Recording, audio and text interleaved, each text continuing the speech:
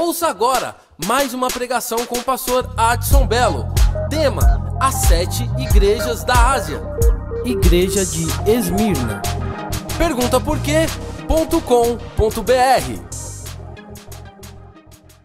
Então hoje nós vamos falar sobre a igreja de Esmirna, por favor. Capítulo 2, verso de número 8 a 11. Cadê o Aldair? 8 a 11. Apocalipse capítulo 2, verso 8 a 11. E ao anjo da igreja que está em Esmirna, escreve: isso diz o primeiro e o último, o que foi morto e reviveu. O que foi morto e reviveu. Eu sei as tuas obras, tribulação, pobreza, mas tu és rico. É blasfêmia dos que se dizem judeus e não são. Vai apertar hoje. Vou ler de novo. É blasfêmia daqueles que se dizem judeus e não são. São da sinagoga de Satanás. São da sinagoga de Satanás.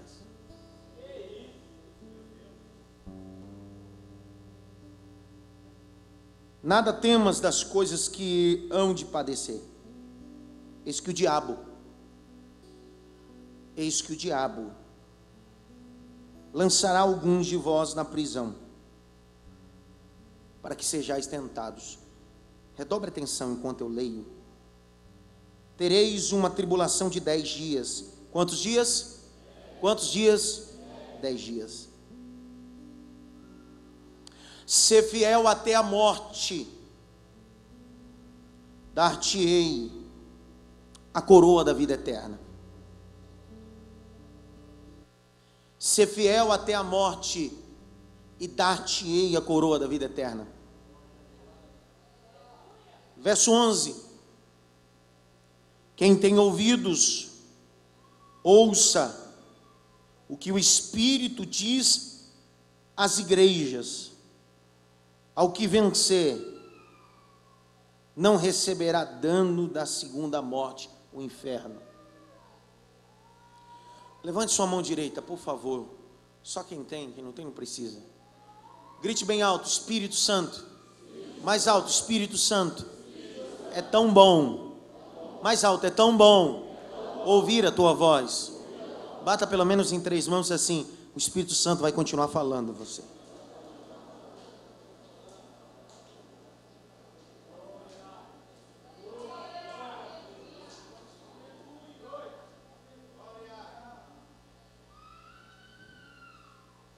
Preste atenção, redobre atenção, por favor. Estudar sobre a igreja de Esmirna é estudar sobre princípios. Grite bem alto: princípios. Mais alto: princípios. Às vezes nós temos uma grande dificuldade de guardar princípios. Na verdade, nós atropelamos princípios. E Deus é amante daqueles que guardam princípios. Princípios como honrar pai e mãe. Princípios como buscar a Deus. Fala de pessoas que ordenam ou criam ou enxertam princípios em sua vida. Quando você vê a história de Saul, você vê um homem que tinha tudo para ter sucesso. Tinha tudo para ter sucesso. Mas infelizmente, por não guardar princípios, se submeteu à ruína. Quando aconteceu isso? Quando Deus, através de Samuel, que é um profeta, um sacerdote, um juiz, dá a ele uma ordem dizendo: vai e mata tudo, sacrifica tudo. Mas ele não consegue, porque ele tem dificuldade de guardar princípios. Então quando ele volta, ele traz alguns bezerros, ovelhas e animais. Porém o texto diz que os sacerdotes vêm assim: matou tudo. Ele diz assim: matei tudo. Aí os sacerdotes vêm assim: por que eu ouço mugido, barulho de ovelha, barulho de animal? É porque quando você quebra princípios, ainda que não veja, tem barulho de fracasso. Então quando você quebra princípios, o fracasso faz barulho. E aí isso lhe dá a decadência de perder o reinado. Sabe que eu olho a igreja de Esmirna, eu vejo uma igreja que guarda princípios. E o que nos falta hoje é uma igreja que guarde princípios em Deus. Guardar princípios de Deus é não negociar os seus princípios, não mercadear os seus princípios. O apóstolo Paulo vai dizer assim, que as más conversações corrompem os seus princípios. Princípios foram feitos para estar estabelecidos e não perder. Por exemplo, quem aqui foi criado em um princípio em sua casa, que dar a benção ao pai, à mãe ou aos avós? Quem foi criado nisso? Continua dando a benção? São princípios. Aí alguém diz assim, mas são princípios arcaicos, são princípios antigos, são princípios nordestinos. Não, são princípios bíblicos. São princípios bíblicos. Quando eu acordava pela manhã, a primeira coisa que eu fazia aos meus avós é benção avô, benção avó. Ainda que o início pareça só princípios culturais, familiares, são princípios bíblicos. E alguém me pergunta, esse princípio de bênção está na Bíblia? Claro. Hebreus capítulo 7, verso 7, diz assim, sem contradição alguma, o menor é abençoado pelo maior. Então, quando um filho ou um neto pede a bênção ao pai ou aos avós, ele está dizendo, o Senhor é maior do que eu, e eu sou abençoado pela mão do maior. Quando eu reconheço princípios, eu reconheço os princípios de Abraão.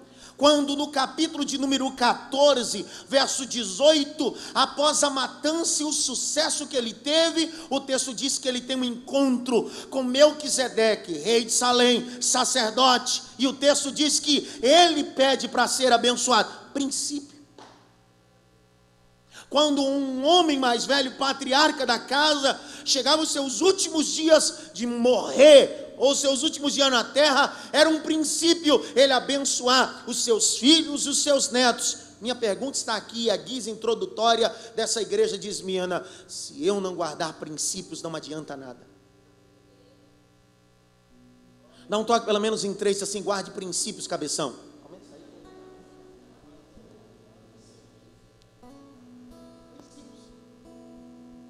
Que princípios são esses? Lembra casamento? No início? Qual era o princípio do casamento? Você abrir a porta para a mulher entrar?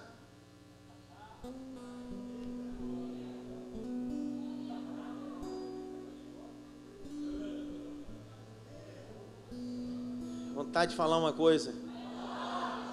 Quando me procuram no gabinete pastoral dizendo assim, pastor, o meu marido, a minha esposa, não sei o que lá, está piorando, eu não aguento mais, eu quero me separar. Eu pergunto, qual foi o princípio? Não, ele era assim. Então você casou com ele assim. O problema é alguns que começam com um princípio muito bem e vai se fragmentando ao longo do tempo. Ninguém entende nada aqui mesmo. Lembra do princípio? O princípio motiva.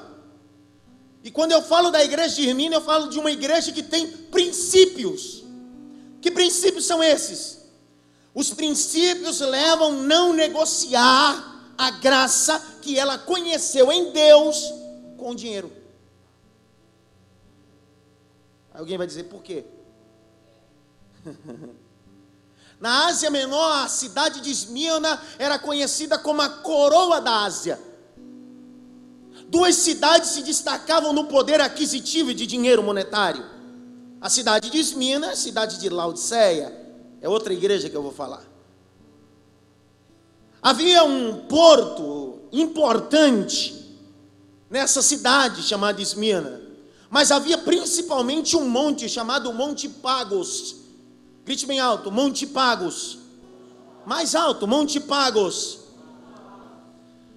Esse monte era suntuoso com as belezas arquitetônicas que existiam em Esmirna.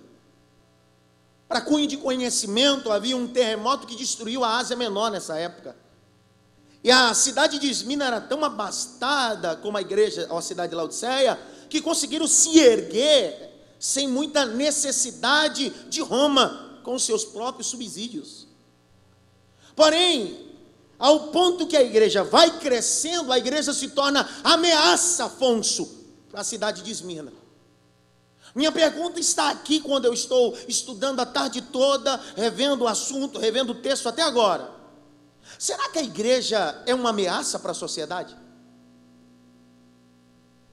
Alguém disse, não, a igreja não pode ser ameaça. Pelo contrário, a igreja precisa ser uma ameaça para uma sociedade corrompida. A igreja precisa ser uma ameaça para uma sociedade que se vende. A igreja não se vende. Lembre em Atos dos Apóstolos, quando o texto vai dizer que quando o evangelho começa a ser propagado, a expressão que é usada é assim: aqueles que têm alvoroçado o mundo chegaram aqui. Alvoroçar não é organizar, alvoroçar é bagunçar. E o papel da igreja é bagunçar o terreiro do inimigo. Ninguém entendeu nada. Mas nós vivemos um evangelho muito ecumênico. O ecumenismo tem tomado posse dos altares e da igreja, aonde nós achamos que todos seguimos a mesma fé, todos somos iguais. Mas eu me lembro da União Soviética, que inventou o polígrafo, uma das ferramentas que revelava a verdade do indivíduo. E você sabe que a Bíblia é um polígrafo que revela a verdade? Porque em João 14 diz que aqueles que são filhos de Deus, ou amigos de Deus, é aqueles que fazem a vontade do seu Deus. Então nem todo mundo que diz que é de Deus verdade. Às vezes nós queremos criar um contato para não perder amigos. Minha pergunta, será que são amigos mesmo? Abre lá em João, por favor. Eu vi um glória. João 15.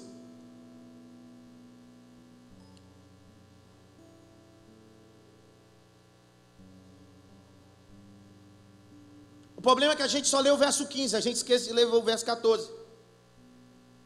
A noção básica da hermenêutica é não isolar texto. Isola texto da heresia, cara.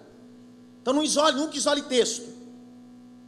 Olha só o que diz o verso 15. João 15, verso 15. Já não vos chamei mais de servos, porque o servo não sabe o que se faz do seu senhor, mas tenho-vos chamado amigos, porque tudo quanto ouvi de meu pai vos tenho feito conhecer. Alguém isola esse texto assim: agora você não é mais servo, você é amigo. Não. Para ser amigo tem que estar no critério do verso 14. Olha o verso 14. Vós sereis meus amigos, se fizeres o que eu vos mando.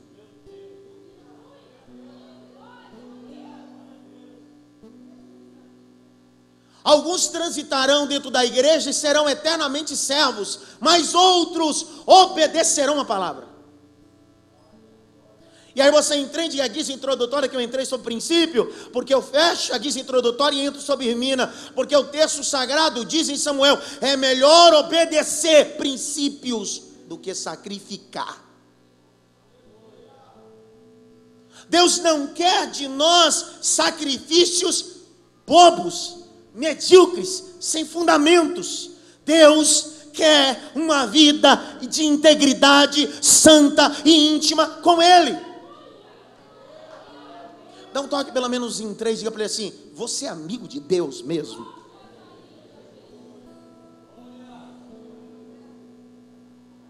E eu termino. A igreja começa a fazer a diferença nessa cidade, a coroa da Ásia Menor. Mas o contexto vai trazer um raio-x da igreja de Esmirna. Primeiro, a igreja, redobre a atenção, a igreja de Esmirna é conhecida como a igreja pobre em uma cidade rica. Uma igreja pobre em uma cidade rica. Que loucura, né? Outro dia eu vi alguém, eu vou falar, não tem jeito. Alguém dizer assim: pastor, o senhor precisa abrir mais igrejas como essa. Eu disse: eu sei, eu preciso abrir. Mas o senhor precisa abrir as igrejas nos lugares estratégicos. Eu disse, quais são os lugares estratégicos? O senhor precisa, pastor, eu trabalho com isso. O senhor precisa mapear, saber quais são as medidas principais, aonde está colocado as pessoas que têm dinheiro, o comércio. Porque a igreja precisa ser vista, a igreja precisa ser propagada e garimpar pessoas que têm.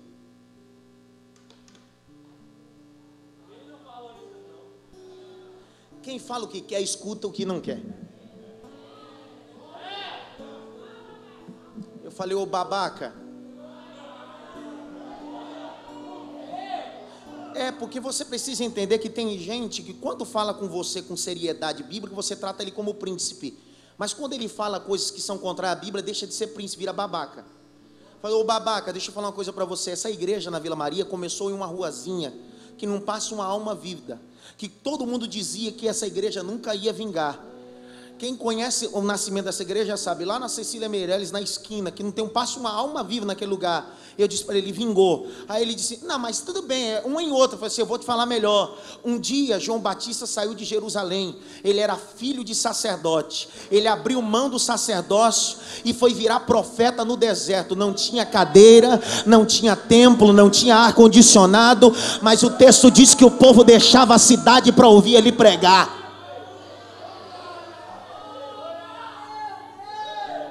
A fundadora da Quadrangular, a Aimee McFence, um dia ela, na avenida principal, ela coloca uma cadeira, um caixote, não me lembro direito, e ela na avenida principal começa a acenar com a mão, e de repente os carros vão parando, as pessoas vão saindo, e ela acena, de repente quando ela aglomerou um monte de gente, ela sai correndo e o povo correndo atrás dela. Ela entra dentro de um galpão, é uma tenda, meia feita de plástico, ela sobe no púlpito, começa a pregar, e todas aquelas pessoas se convertem ao nome do nosso Senhor e Salvador Jesus Cristo.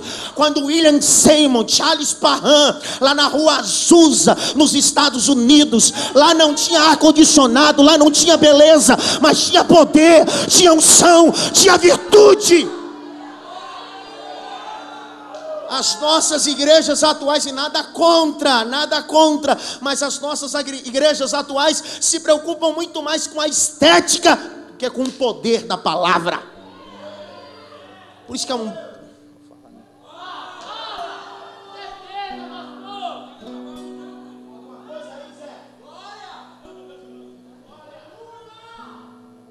Por isso que eu amo Paulo, quando o Paulo diz assim, eu não me envergonho do evangelho. Por que, Paulo? Porque é o poder de Deus, é o poder de Deus, é o poder de Deus.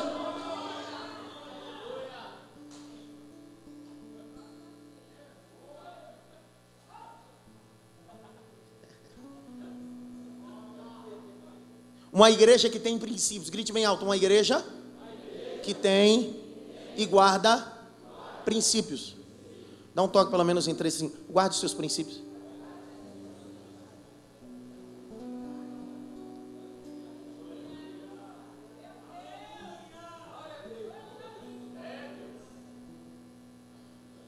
É uma igreja pobre em um território rico.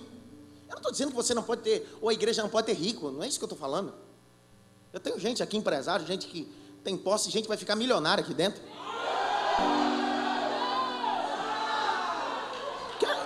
Eu não acredito na teologia da miséria não, cara. É Isaías 1 que diz, se quiseres e ouvires, comereis o melhor dessa terra.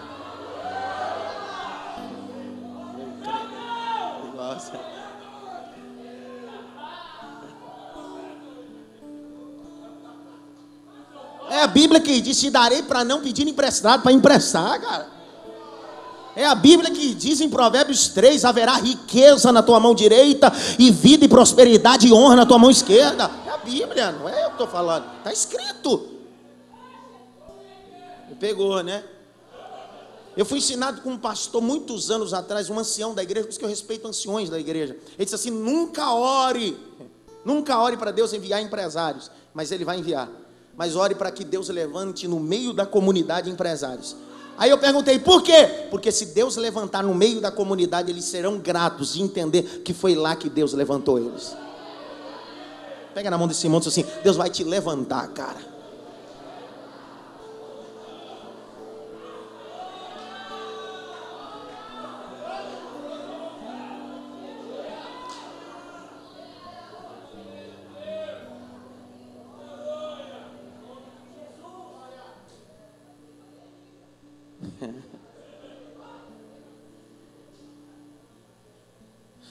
Eu me lembro, só abrindo um parênteses para contar isso aqui, para você entender, que eu não acredito no evangelho da teologia da miséria, nem tampouco na teologia da prosperidade.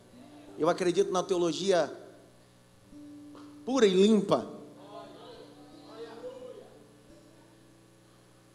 Deixa eu terminar, vai.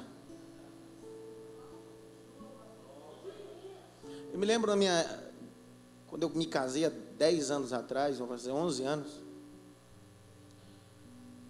eu sofri um acidente 3 meses depois do meu casamento. Eu tinha acabado de largar o ramo de hotelaria para viver integralmente da obra. Ia viajar para Assis, 495 quilômetros de São Paulo. E aí, por bem, um dia eu passo farol vermelho, voltando da igreja, bato, e a minha esposa quebra a perna em 3 lugares e desmontou tudo. Desmoronou tudo. De repente eu entrei em 1 ano e meio de pindaíba.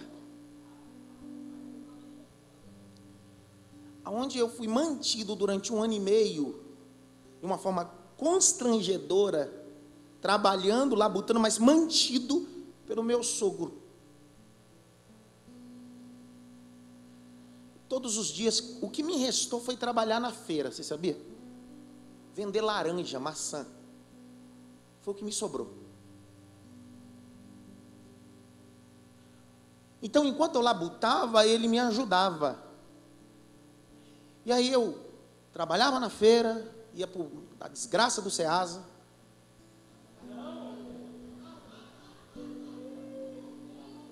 Para vocês agora, para mim na época não. É que eu antes trabalho no Ceasa, meu cunhado trabalha no Ceasa. Mas na época para mim era o demônio. Que você acordar 1h30 da manhã, 2, trabalhar o dia todo na feira e acabar a feira 3 horas da tarde, subir em cima do caminhão, transitar Marginal Tietê, Pinheiros e ainda carregar o caminhão e voltar para casa. Isso aí é um sata, é a grande tribulação. Eu não caiu nada do céu para mim. Eu tenho 32 anos, mas nada caiu do céu para mim, cara. Tudo que eu tenho eu ralei muito. Deus me deu muita saúde, mas tudo que eu tenho eu ralei muito. Nada foi de mão beijada. Mas todo dia que eu acordava de madrugada, labutava, meu sogro me ajudava, aquela coisa. Eu dizia para minha esposa, um dia eu vou ter. E um dia que eu tiver, a primeira pessoa que eu vou honrar são os meu sogro e minha sogra. Deus virou a mesa. Deus me prosperou. Deus expandiu, de repente o que era 2 alunos virou 30 alunos, 40 alunos, 100 alunos, 200 alunos. O que virou metade de um CD, virou um monte de seminário, virou livro, e Deus prosperou. Eu comprei a casa dos meus pais, reformei a casa e estou fazendo a parte de cima, aquela parte de você queimar uma picanha boa, sabe? Forte. Quando eu estou em cima com o pedreiro, falando para ele assim, o Espírito de Deus disse para mim, eu te dei para honrar. Eu disse, não entendi. Eu te dei para honrar quem te honrou. Meu sogro e minha sogra moravam de aluguel. Eu construí uma casa em cima, entrada independente, 2 dormitórios, sala, cozinha, lavanderia. Depois que estava pronto, eu peguei a chave e disse assim, pode pedir dispensa do aluguel à casa de vocês. Sabe por quê? Porque eu não acredito na teologia da miséria, eu acredito na teologia da honra. Teologia da honra. Quem te honrou, Deus vai te abençoar para um dia você honrar alguém. Pega na mão de pelo menos 3 assim, eu vou te honrar um dia, cara.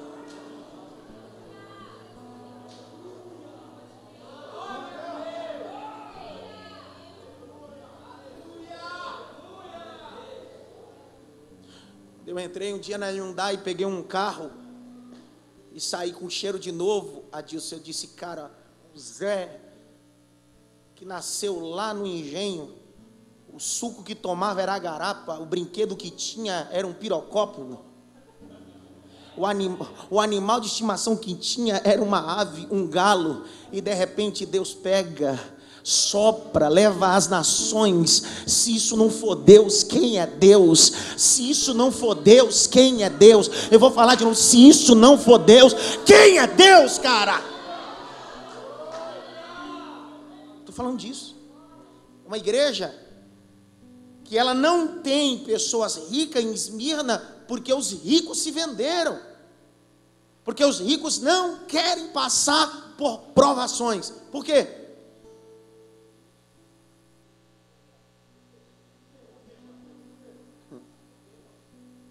Porque é uma perseguição. E tem gente que não gosta do evangelho da perseguição, só gosta do evangelho do aplauso. Ninguém fala nada comigo, cara. Foi Jesus que disse, Zé Rubens: bem-aventurado quando fores perseguido, caluniados pelo meu nome. Espera aí, cara.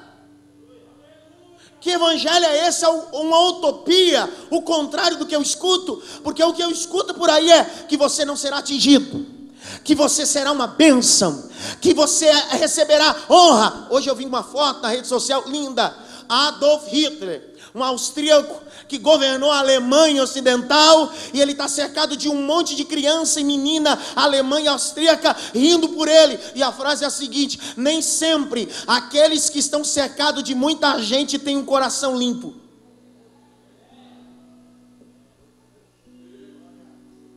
Cuidado, por receber aplauso você pode ajuntar muita gente, mas gente que não te aplaude de verdade, só quer o que você tem de verdade.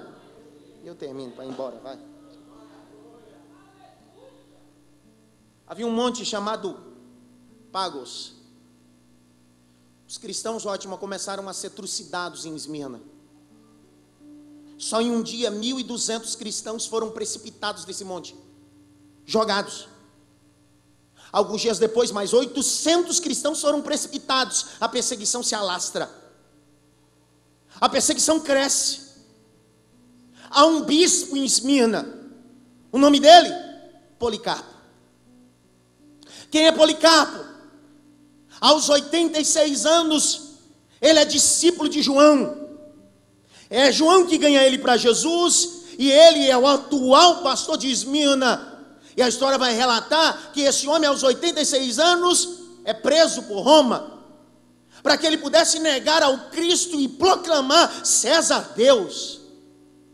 Mas ele, aos 86 anos, diz bem assim: eu nunca neguei esse Deus. Nos meus 86 anos, ele nunca me fez mal nenhum, ele só me fez o bem. Como é que eu posso negar esse Deus? Ele foi levado até uma arena. Leões foram colocados para que impulsionasse. Olhe para mim, redobre a atenção, eu estou pregando. Para impulsionasse ele, para que ele pudesse negar. E ele não nega. Sabe o que faz? Pega um Policarpo, amarra em uma madeira, coloca uma madeira e diz-me assim: se você não negar, nós vamos atear fogo em você, ó velho. Sabe o que Policarpo diz aos 86 anos de idade?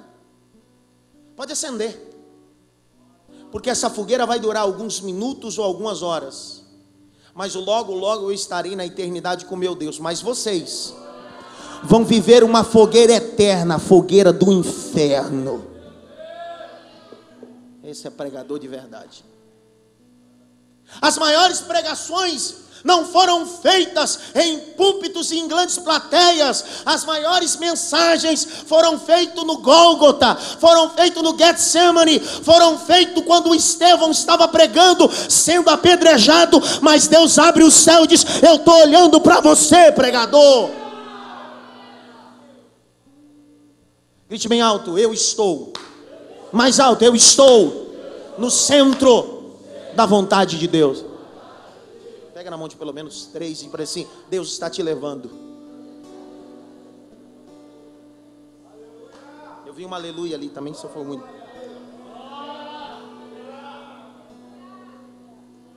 Por que que Deus permite que essa igreja passe por tantas coisas? Porque o nome diz tudo. A palavra Esmirna, a etimologia é mirra. Sabe como é mirra?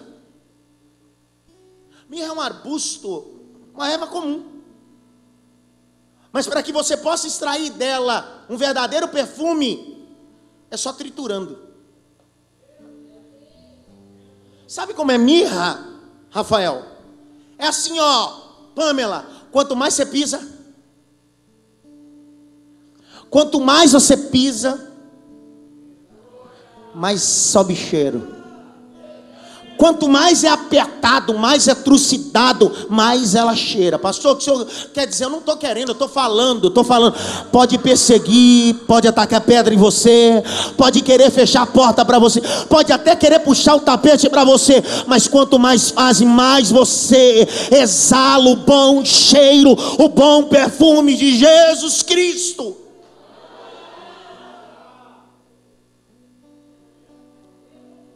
E o bom de tudo é que Deus sabe de tudo. Verso 9, eu sei as tuas obras, tuas tribulações. És pobre, mas é rico. Que loucura, como é que é pobre e é rico ao mesmo tempo? Explica para mim, que eu não sei. Fala para mim, como é? És pobre, mas de repente esse aí é rico. Como é que alguém é pobre e é rico? Eu também não entendo.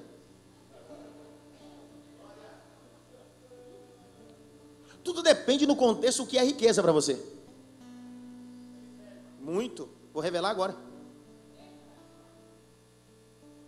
Você já viu gente rico? Zé Rubens trabalha na TAM, então todo dia ele vê um ricaço. Você sabe o que é rico? Rico é assim. Rico é um cara que diz assim: eu vou construir um prédio em 3 meses e constrói. Rico é alguém que onde quer o que quer ele compra. Não alguém que...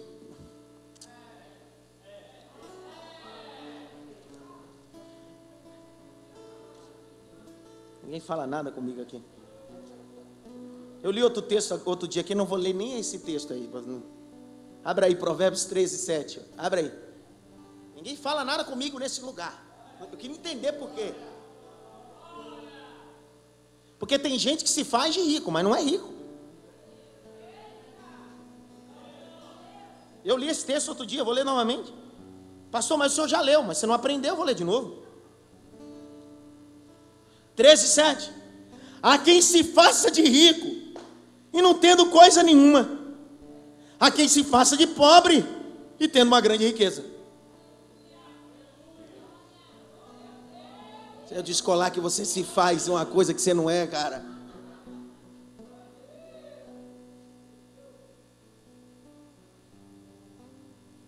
Provérbios 3, verso 16.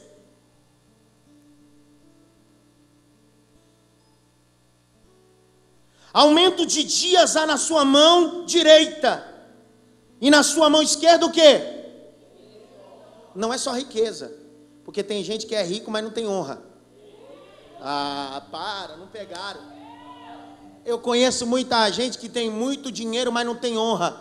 Deus está dizendo: eu não quero te dar riqueza, eu quero te fazer um homem e uma mulher honrada na minha presença.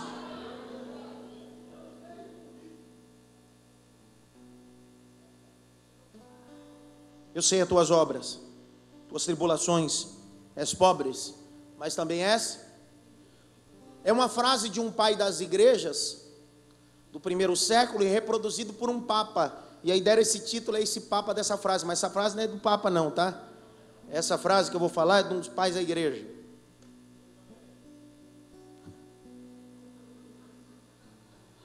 Deixa eu tomar uma água, vai.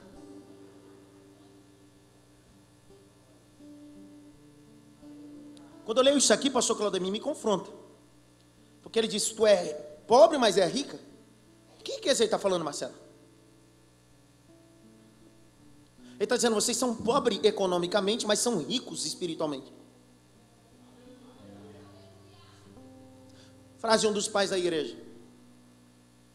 Presta atenção. Qual o grande problema da igreja atual para a igreja primitiva, André? A igreja atual, se ela quiser, ela compra templos, compra terrenos, compra van, compra prédio, compra ônibus, compra canal de televisão, compra o que ela quiser, compra fazenda, compra boi, compra casa em Campos do Jordão, compra, porque a igreja atual compra o que ela quiser, porque a igreja atual tem. E eu estou me incluindo nessa, tá? Nós somos isso. A igreja atual tem. Sabe qual é a diferença da igreja atual para a igreja primitiva? A igreja primitiva não tinha. Não tinha nem lugar para cultuar. Não tinha nem templo. Tanto que era cultuado todo mundo na sua casa, cada um na sua casa, ou se reunia numa única casa com o símbolo de um peixe vazado, simbolizando aquela casa tem culto. Não tinha dinheiro. Não tinha tão dinheiro que o que eles tinham, o pouco que eles tinham, eles dividiam entre eles, porque tinha tão pouco. Mas o que aquela igreja tinha, o que essa não tem, é que essa tem dinheiro para comprar cadeira de roda. Essa tem dinheiro para comprar aparelho de audição para alguém. Essa tem dinheiro para um monte de coisa. Mas a antiga não tinha dinheiro para comprar cadeira de roda, mas tinha autoridade para dizer para o aleijado: levanta e anda. Essa igreja antiga não tinha dinheiro para comprar aparelho para criança de audição, mas tinha autoridade para dizer: abre os teus tímpanos, escuta, seja curado.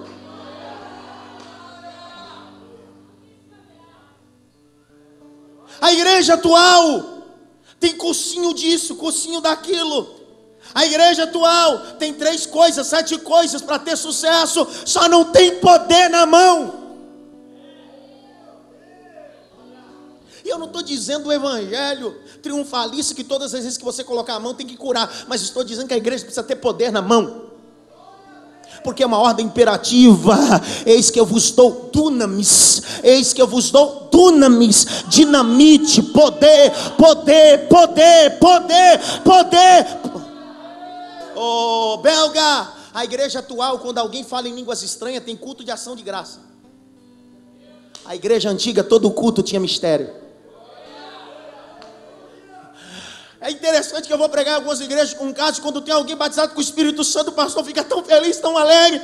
Ele pega o microfone chorando e diz: irmão, faz tanto tempo que eu não vejo isso. Simples, é porque a igreja atual tem isso, mas não tem mais isso.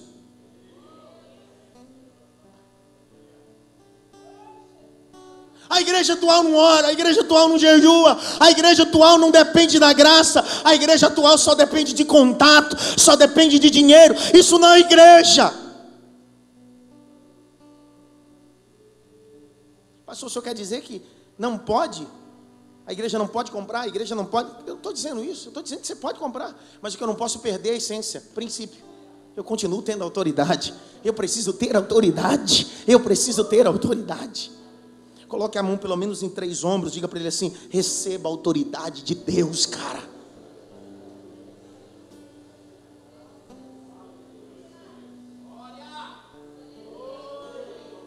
Eu brinco com o Aldair, com os meninos que viajam comigo, que estão perto de mim. Eu digo para eles que o meu maior sonho quando era jovem era pregar como o pastor Gilmar Santos, cara. Um dia eu vi o pastor Gilmar Santos pregar. A igreja dele fica lá na T9 em Goiânia. Um dos maiores pregadores que a nossa nação ainda tem, vivo. E eu me lembro que o pastor Gilmar Santos pregava, ele começava a pregar, e no meio da pregação Deus começava a batizar com o Espírito Santo. Um belo dia eu fui convidado para pregar na igreja do pastor Gilmar Santos, Avenida T9 em Goiânia. Eu fiquei perplexo. Eu fiquei olhando para ele olhando para mim, e eu disse: meu Deus do céu, é de verdade ele. E eu quis entender qual era o segredo que ele tinha, ou ele tem até hoje, de ter tanto contato com o trono. Não era pregação. Uma cruzada, na época a Pacentar estava estourado. Pacentar foi ministrar numa cruzada, e eu pela manhã na igreja dele, uma manhã missionária. E na segunda pela manhã eu tinha que voltar para São Paulo. E aquela corrida de cruzada e etc. Pregando lá com ele. Pelo domingo de manhã, a meio-dia, eu fui à igreja para me despedir dele. Mas o meu voo era meio-dia, e eu cheguei lá às 9 da manhã para tomar um café.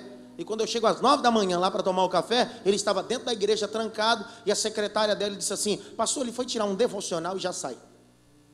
Era 9, 10, 10h30, 10h45.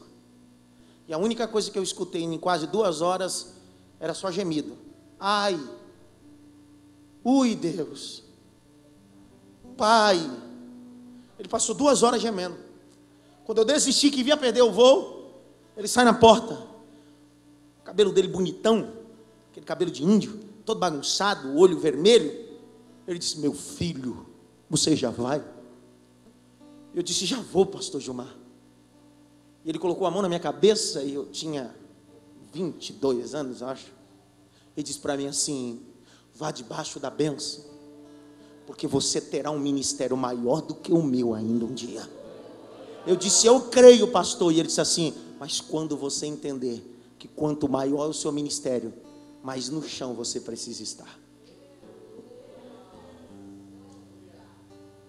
Então, quanto maior cargo, maior responsabilidade, mais chão você precisa estar. Mais dependente de Deus você precisa estar. Levante as duas mãos para o alto, que eu vim com vontade hoje. Eu vim com vontade. Mais alto que você pode, mais alto que você pode. Feche os teus dois olhos. Nós estamos em uma igreja. Aqui nós somos pentecostais, biblicamente. Feche os teus dois olhos, pelo menos 20 segundos, 20 segundos. Só diga glória a Deus, só diga aleluia, só diga glória. Vai, igreja, aumenta o volume. Aumenta o volume, aumenta o volume, aumenta o volume. Porque Deus está dizendo para mim, pastor Leonardo: eu estou derramando poder. Poder de Deus nas tuas mãos, poder para tocar enfermos, poder para pregar o evangelho, poder alabante tereve chomim sabá, poder para profetizar. Recebe poder, missionária, recebe poder, obreiro, recebe poder, profeta, recebe poder que vem do trono.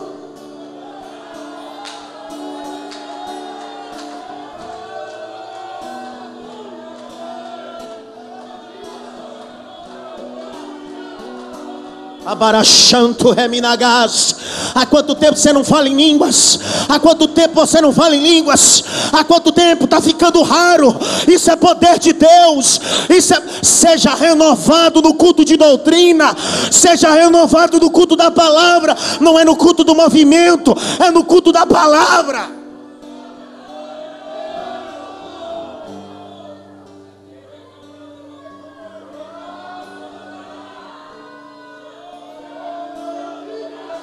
Chorevarassubi, Timinagácia, Borimikvasi teremintu necai, Lobinassi borevassaua, Borimikacho terressia.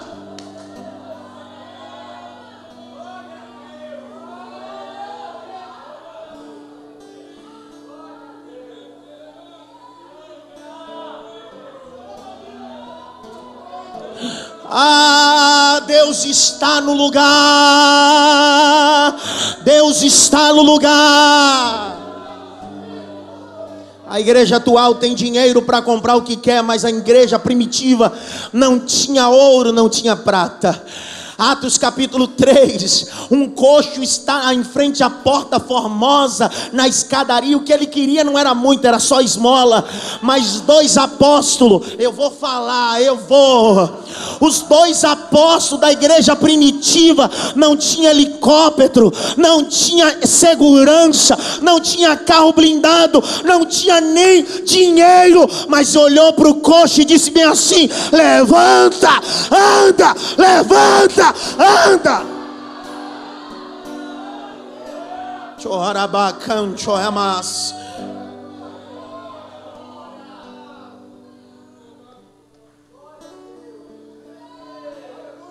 Eu sei as tuas obras e a pobreza. Mas tu é rico, cara. É rico. Como assim? É porque o rico, quando passa um aperto, ele corre para o gerente. O pobre, quando passa pelo aperto, entra na sala do trono. Essa é a diferença. Eu preciso entender isso. Verso 9. E a blasfêmia dos que dizem judeus e não são. É aqui. É aqui. Eu quero aqui. Aqui que eu quero. Os que dizem ser judeus e não. Cara, tu nasce no Nordeste com a cabeça chata igual a mim, tu diz que é judeu, cara.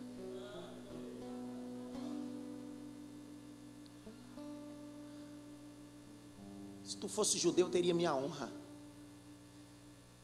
Porque a raça eleita. Mas por ser um plágio, tu não tem minha honra. Ser um prosélito não quer dizer ser um judeu. Proselitismo é só seguidor dos assuntos e do rito. Não se tornou um. Foi enxertado. Qual era o problema da igreja de Esmirna? Ou da cidade? E blasfemas com o que dizem ser judeu e não são. O problema nosso é que hoje a igreja deixou de ser igreja, virou sinagoga. Tem hora que eu entro nas igrejas, eu me sinto dentro de uma sinagoga. E detalhe, se um judeu de verdade entrar em algumas igrejas que são sinagogas, imitações de sinagoga, ele derruba tudo, ele sai chutando tudo. Primeiro que o talit, indumentária rabínica, usada de forma obrigatória só homens. Eu entro em igreja com mulher que estão com talit nos ombros. Essa é a pior profanação no rito judaico. Uma mulher usando um talit. Mas é bonito. Não é bonitinho?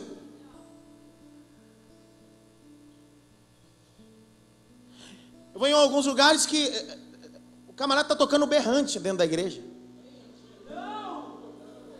Berrante.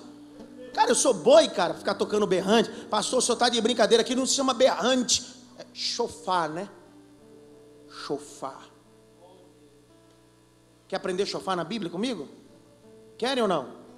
Vamos aprender chofar na Bíblia. A palavra chofar na antiga aliança aparece 72 vezes. Só. Me dá a palavra chofar na nova aliança. Não tem, né? Bom. Josué. Eu estou com vontade, hein? Capítulo 6. 5 coisas que o chofar representa no rito judaico. Pega a caneta e escreve tudo, para não ficar com heresia. Você não é judeu? Então deixa eu explicar para você, pelo menos você vai saber. Aí quando for fazer, faz a coisa direito. Judeuzinho.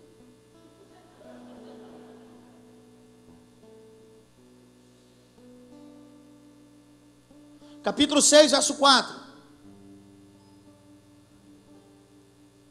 E 7 sacerdotes levarão 7 buzinas de carneiro diante da arca. Então o chofar era feito de chifre de carneiro. Buzinas. Eles tocam a buzina. Escreve aí para mim, por favor. Primeira finalidade do chofar: sinalizar. Primeira finalidade do chofar, nós estamos num culto de ensinamento. Então a primeira finalidade do chofar é sinalizar. Passou onde está escrito isso? Só anota aí, em casa você lê. Juízes 3, 27. Vai escrevendo. Primeira finalidade do chofar é sinalizar. Juízes 3, 27.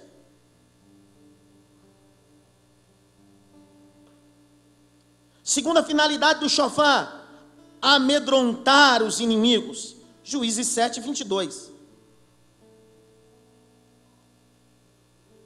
Terceira finalidade do chofar: anunciar a vitória. 1 Samuel 13, 3. Vai anotando, para não se perder. Estou devagarzinho. Quarto, eu vou falar tudo, depois eu repito. Calma. Quarto, anunciar a rebelião. 2 Samuel 21, capítulo 20, verso 1. Quinta finalidade do chofar é quando a guerra é cessada. Quando acaba a guerra, toca chofar. Na antiga aliança. 2 Samuel 20, verso 22. Aí eu vou falar um de cada vez rapidinho para a gente não perder tempo desse negócio aqui. Eu vou devagarzinho. Devagarzinho. Vai. Tem algum tocador de chofar aqui? Dá um toque pelo menos em 3, assim. Se eu descolar que você é um judeu do Paraguai.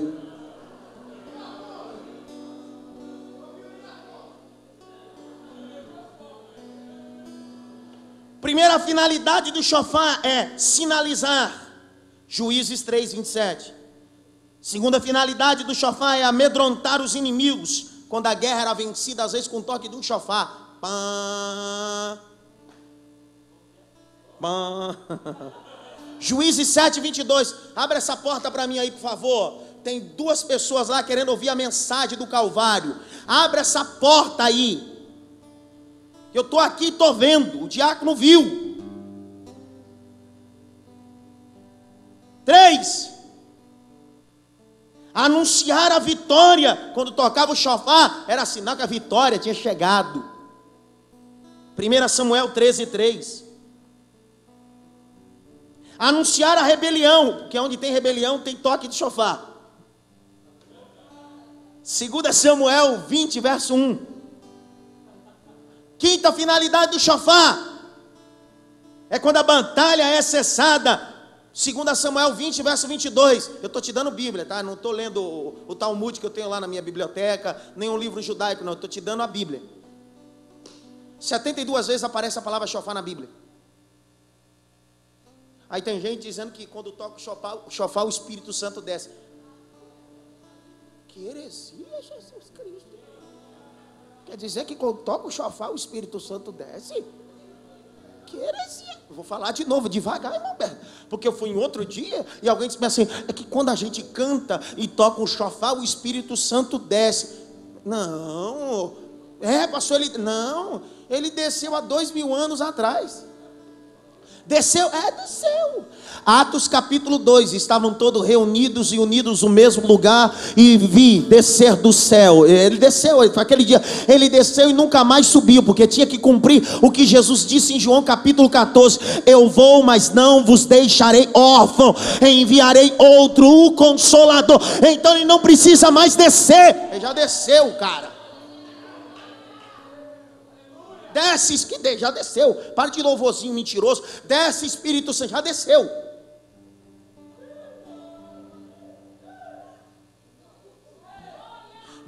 Que desce, que já desceu, cara. Aí é diferente. Espírito Santo entra, porque descer ele já desceu. Ninguém fala nada comigo, cara.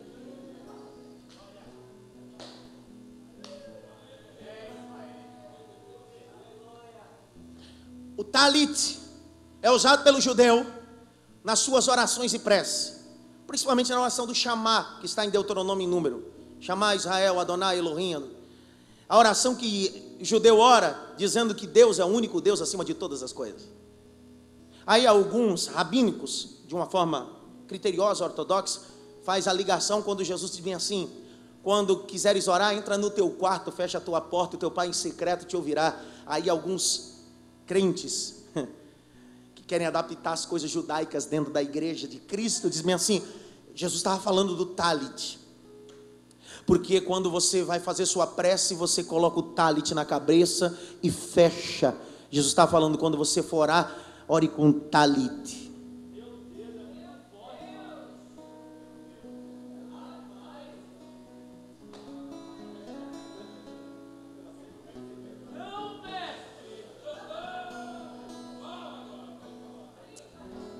Raiva que eu tenho, Jesus. Raiva que eu tenho de tanta babaquice, cara. Eu respeito o cara que é judeu, cara. Tem meu respeito, é nação eleita. Mas prosélio não tem meu respeito. Não tem. Porque quer ser uma coisa que não é. Tem gente que muda até de nome.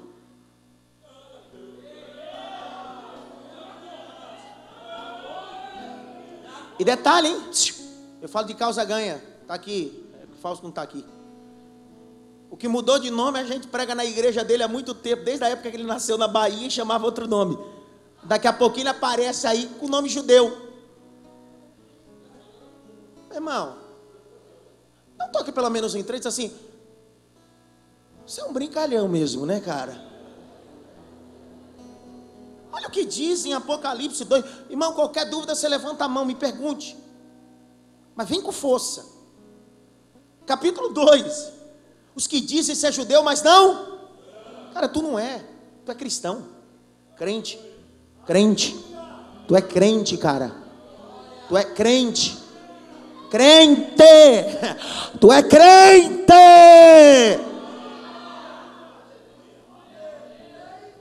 Não, pastor, eu não sou crente, não.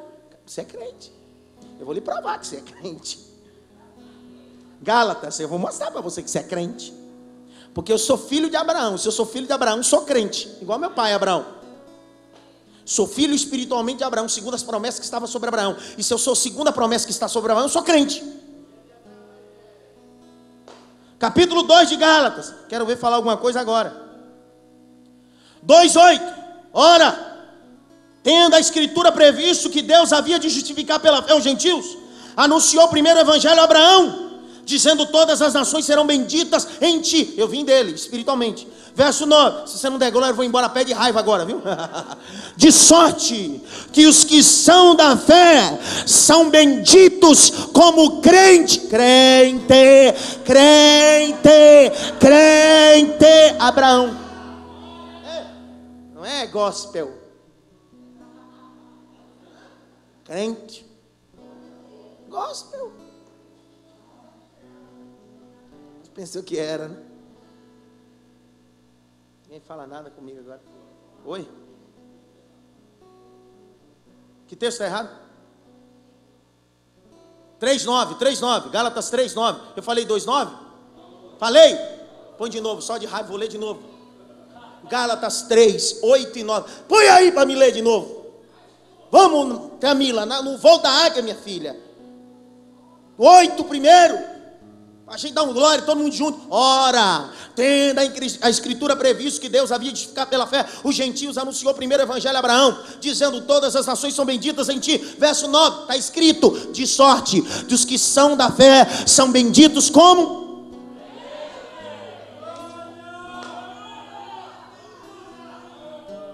Não toque pelo menos em texto assim: tu é crente, cara?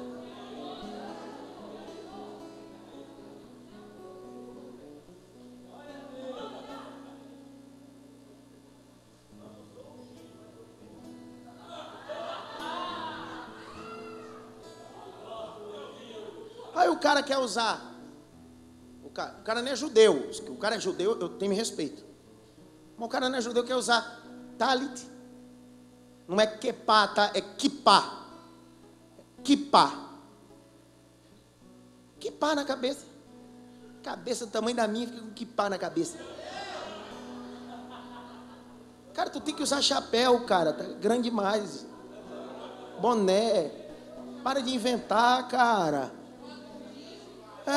Cara, para de inventar. Que kipázinho. Você é judeu? Não.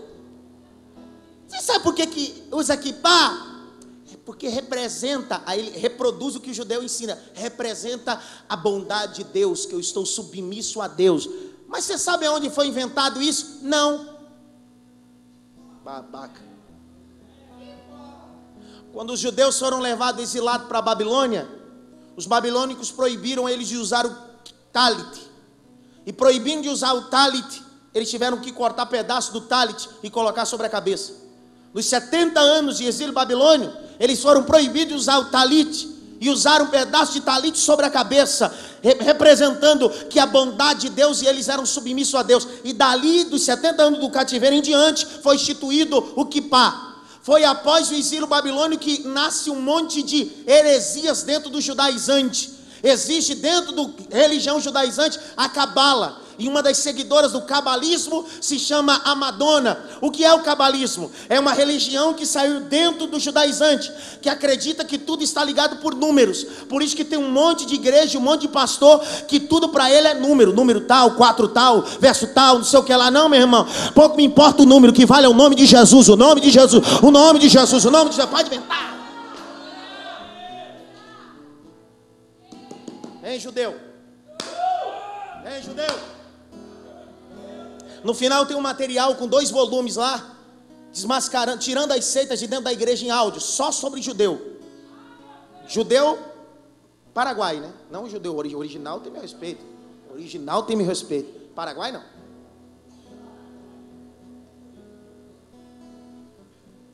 Ninguém fala nada. Ninguém fala nada comigo aqui agora. Ninguém fala nada.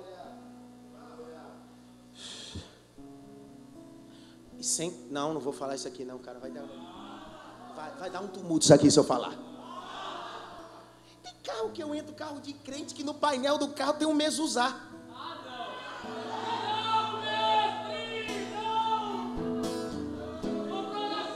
Mezuzá.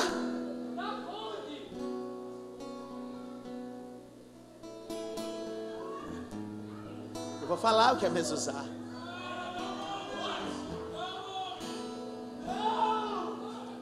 Mezuzá no rito judaico era utilizado para colocar no batente da porta no nível de 45 graus, tá? Tem o tamanho certo, a altura certa para colocar, não me esqueci agora, mas é 45 graus. Que todas as vezes que o morador da casa entra, ele precisa tocar no mezuzá, porque o mezuzá existem leis mosaicas na casa do judeu. Quando você for para Israel, em qualquer estabelecimento que você entrar, tem uma mezuzá, que ela representa proteção. O judeu acredita que o mezuzá que é colocado na porta do seu estabelecimento ou na porta da sua casa representa que o mal não entrará. Não se esqueça que isso é enxertação de muitos segmentos de judaizante, que não é o judaizante bem conservador. Mas vamos mudar de outra coisa. O problema é que existem igrejas brasileiras que estão vendendo o mezuzá por R$500, por R$1.000.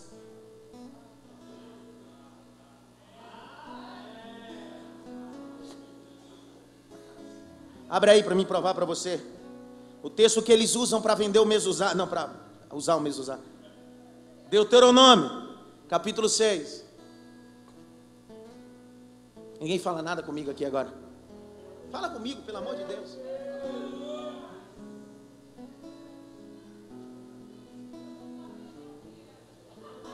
Não sabia nem o que era, né? Achou que era um enfeite que estava lá na porta. Capítulo 6, verso de número 8.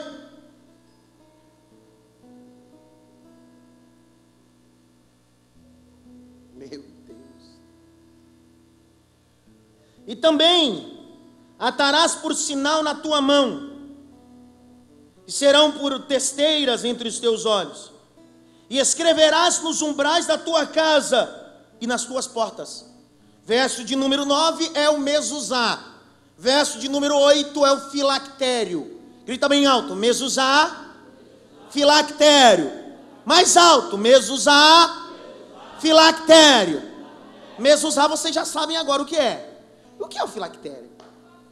Filactério é uma caixinha com leis mosaicas, aonde a criança, quando vai, principalmente vai comemorar o bar mitzvah, que é o filho da lei, a cerimônia judaica, entre os 12 para 13 anos de idade, que o filho sobe à sinagoga com o Torá nos ombros, ele vai munido para uma cerimônia judaica, e aí ele tem em sua testa, segundo o Talmud, amarrado no centro da sua cabeça, na nuca, mas no centro da sua testa uma caixinha, e nessa caixinha todas as leis mosaicas, e algumas vezes é colocado também o filactério no antebraço, perto do coração escondido, representando o que? Com duas tiras. Essas duas tiras é passado no braço, e essa tira passada no braço, a primeira passa-se 7 vezes no braço, representando que a lei do Senhor não pode estar só um dia na semana, precisa estar os 7 dias da semana. E uma tira que sobra é passado no dedo central 3 vezes, representando que a lei precisa estar no corpo,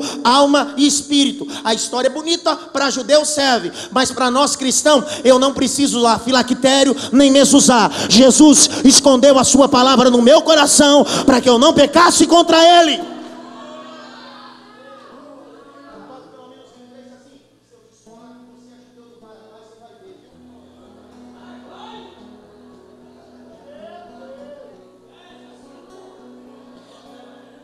Sou amante da história judaica, leio, vou atrás, mas não sou judeu, sou pernambucano da gema.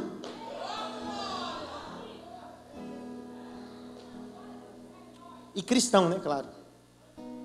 É a tampa. Judeu. Ninguém fala nada comigo agora, né, cara? Abre Gálatas aí, ainda bem que Paulo escreveu o tratado de Gálatas. Bendito seja o Espírito Santo na vida de Paulo. Porque se Paulo não escreve isso aqui, teria muito mais prosélito na igreja. Mas ainda bem que ele inventou Gálatas. Ainda bem que o Espírito Santo disse: escreve aí, meu filho. Eu vou falar para você, você vai escrever. Vamos acabar agora com os proselitinhos. Ninguém fala nada agora. Quantas vezes você leu Gálatas 1, verso de número, principalmente o 8, que diz que se alguém anunciar outro evangelho, seja anátema? Quantas vezes você leu isso aqui? Se aplicou para tudo, menos para o segmento judaico. Para aqueles, não para os judeus, volto a repetir. Judeu, nação eleita. Eu estou dizendo daqueles que se dizem judeus e não são. Problema da igreja de Esmina. Gente que coloca rito e coisa dentro da igreja judaica e não sabe nem o que é. Capítulo 1, verso 6. Nós vamos ler do verso 6 até o verso 16. Devagarzinho. Tem que ser devagarzinho. Deixa eu ver aqui quem vai ler. Paulo, fica em pé, lê esse negócio aí. Para de dormir. Abra a Bíblia, vai. Do capítulo 1, do verso 6 ao 16. Vai.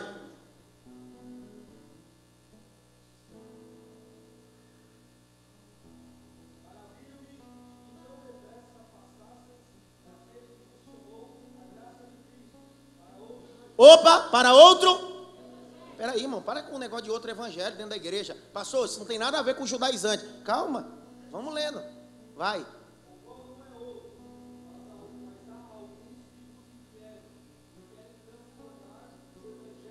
Opa, vai.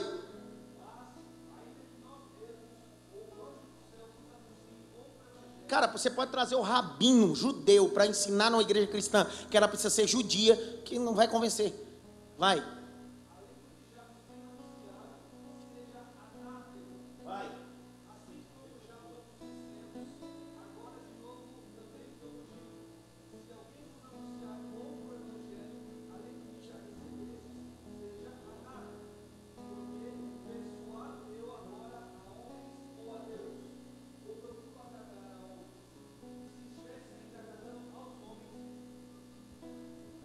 Não seria servo de Cristo, mas faço-vos saber, irmãos, que o evangelho que por mim foi anunciado não é segundo os homens, porque não o recebi, nem aprendi de homem algum. Meu Deus! Mas pela revelação de Jesus Cristo. Aí alguém diz, quer que tenha a ver sobre... Vai, continua. É agora. Põe o cinto, vai decolar. Porque já ouvistes qual foi antigamente a minha conduta no judaísmo, como sobremaneira perseguia a igreja de Deus e a assolava. E na minha nação excedia em judaísmo a muitos da minha idade, sendo extremamente zeloso das tradições de meus pais. Mas, quando aprouve a Deus, que desde o ventre de minha mãe me separou e me chamou pela sua graça, revelar seu Filho em mim, para que eu pregasse entre os gentios. E o quê? Não consultei a carne, nem ao sangue. Meu Deus do céu!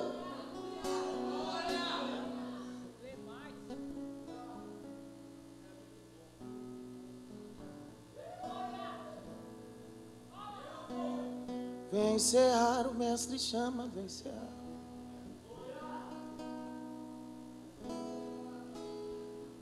Quer continuar?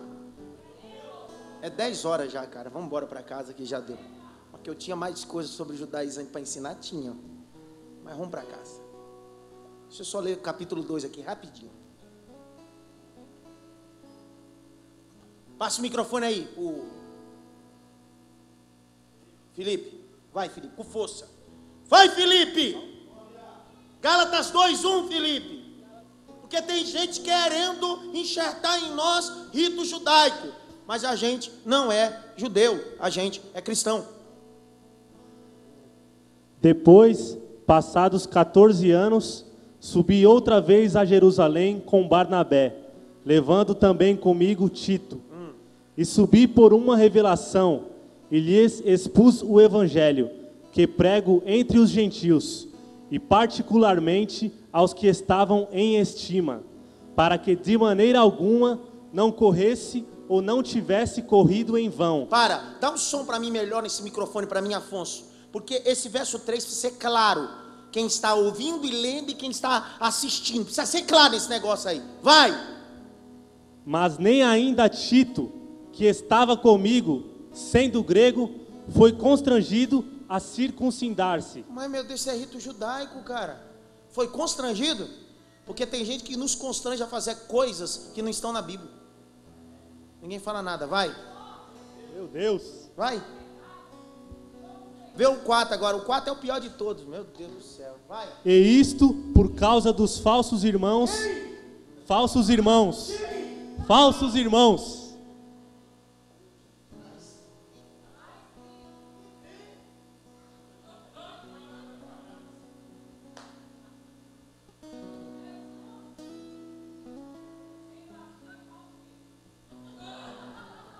Vai, Felipe. Que se tinham entremetido e secretamente entraram a espiar a nossa liberdade. Opa, tá aí. É que tem gente que quer inventar um monte de servidão judaica, porque Deus nos libertou verdadeiramente. Verdadeiramente somos livres. Verdadeiramente somos livres. Agora piorou meu microfone agora. Ele mexeu até no meu. Vai. Que temos em Cristo Jesus para nos porem em servidão, aos quais nem ainda por uma hora cedemos com sujeição, para que a verdade do Evangelho permanecesse entre vós. Verso 6. E quanto àqueles que pareciam ser alguma coisa, Opa! Porque tem gente que parece ser alguma coisa, mas não é. Vai. quais tenham sido em outro tempo, não se me dá. Deus não aceita a aparência Deus do não homem. aceita. A Então não aparência do homem. adianta, ô judeuzinho, proselitinho, ô imitação do Paraguai.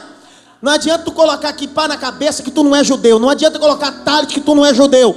Não adianta queimar incenso ou matar porco, boi, o que você quiser. Não adianta. Porco não, porque porco é proibido. Matar ovelha, não adianta. Porque Deus não aceita mais sacrifício religioso. Deus está com essência, cara. O problema é que tem gente querendo dar essa doutrina nas igrejas. Lê aí, vai devagar. Isso aqui não é mensagem triunfalista não, cara. Vai, Felipe. Esses, digo, que pareciam ser alguma coisa, nada me comunicaram. Antes, pelo contrário, quando viram que o evangelho da incircuncisão me estava confiado, como a Pedro o da circuncisão. Verso 9, Pedrão, o problema todo é o Pedro. Porque Pedro, ele não sai do judaizante, ele fica judeu. 9. E conhecendo Tiago, Cefás e João, que eram considerados como as colunas, a graça que se me havia dado, deram-nos as destras, em comunhão comigo e com Barnabé, para que nós fossemos aos gentios, e eles a circuncisão. 10. Recomendando-nos somente que nos lembrássemos dos pobres, o que também procurei fazer com diligência. Olha o que o verso 11 o Pedrão vai fazer, porque o problema da igreja é os Pedros. Vai. E chegando Pedro a Antioquia, lhe resisti na cara, porque era repreensível.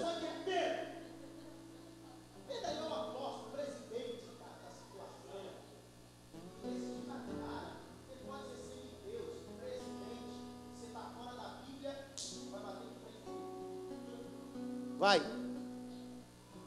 Porque antes que alguns tivessem chegado da parte de Tiago, comia com os gentios. Mas, depois que chegaram, se foi retirando e se apartou deles, temendo os que eram da circuncisão. Para. Você sabia que tem gente que tem alguns ritos judaicos na igreja e não é por maldade, é porque foram influenciados por alguém e não fazem por maldade. Eu vou chamar esses de Barnabé. Gente que foram ludibriados. Verso de número 13 e 14 eu termino. E os outros judeus também dissimulavam com ele. Quem? De maneira que... Quem dissimulavam? Os outros judeus. Os outros judeus. Vai. De maneira que até Barnabé se deixou levar pela sua... Cara, Barnabé era crente, cara. Aí, Barnabé, não tem um talite pra mim aí, não? Não tem. Ah, Barnabé com palhaçada, cara. Barnabé com palhaçada, cara. Por que foi?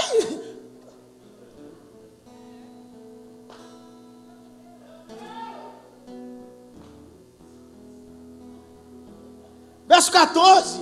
Eu estou lendo a Bíblia, eu não estou falando nada não, só estou lendo. Vai. Mas, quando vi que não andavam bem e direitamente conforme a verdade do Evangelho... Não do rito judaico, não do Torá, do Evangelho. Vai. Disse a Pedro, na presença de todos: se tu, sendo judeu, vive como os gentios e não como judeu, por que obrigas os gentios a viverem como judeus? Nós somos judeus. Não, quando for falar isso, então você para de falar. Você tem que pregar junto comigo. Lê de novo. Quer que eu repita? Repita. Você não pegou, Felipe. Você tem que pregar junto. 14, vai ler de novo, só de raiva. Mas, quando vi que não andavam bem e direitamente conforme a verdade do Evangelho, disse a Pedro, na presença de todos: se tu, sendo judeu, vive como os gentios e não como judeu, por que obrigas os gentios a viverem como judeus? Sou gentil, cara. Sou judeu não. Sou gentil.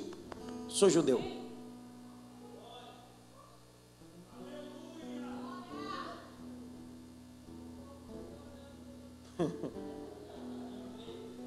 Eu quero ler, eu vou ler isso aqui. Gálatas 2, 19 e 20.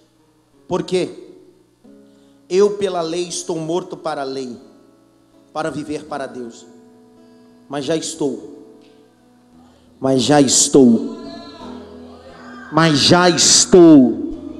Pastor, o senhor está o quê? Eu estou lendo. Mas já estou crucificado com Cristo, e vivo não mais eu, mas Cristo vive em mim.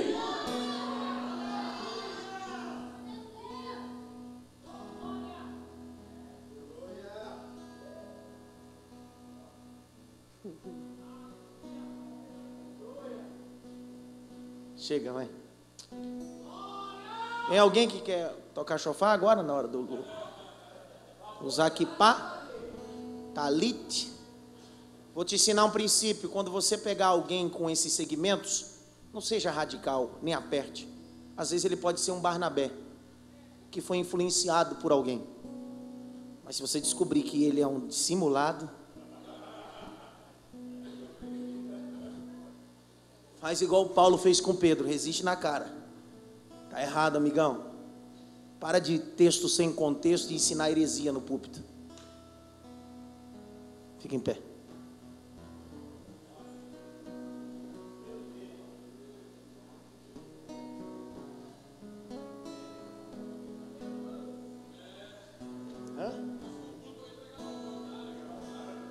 No próximo culto você pode pegar suas indumentárias judaicas e pode deixar lá na secretaria. Queimar tudo isso. Cara, se um judeu vê uma mulher usando um talit, cara, ele convulsiona, cara.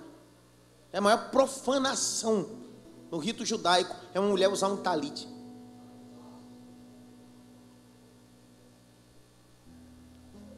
E um monte de bispa, apóstola, pastora com talit. Quarta pessoa da Trindade. Outro dia eu fui pregar numa igreja, Taubaté. Vou falar, eu falo. Acabei de pregar, entreguei tudo. Eu entreguei tudo aquele dia. Preguei demais aquele dia. Deus foi comigo. Quando acabou, o pastor da igreja disse: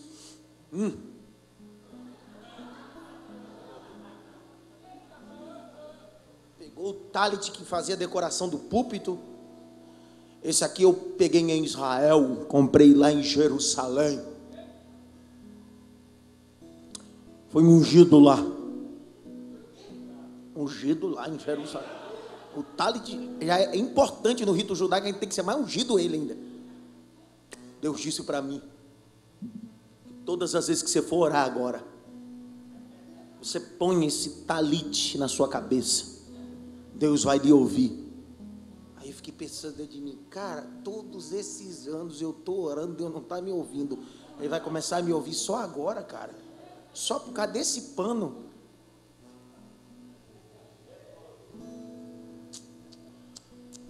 Para de invenção.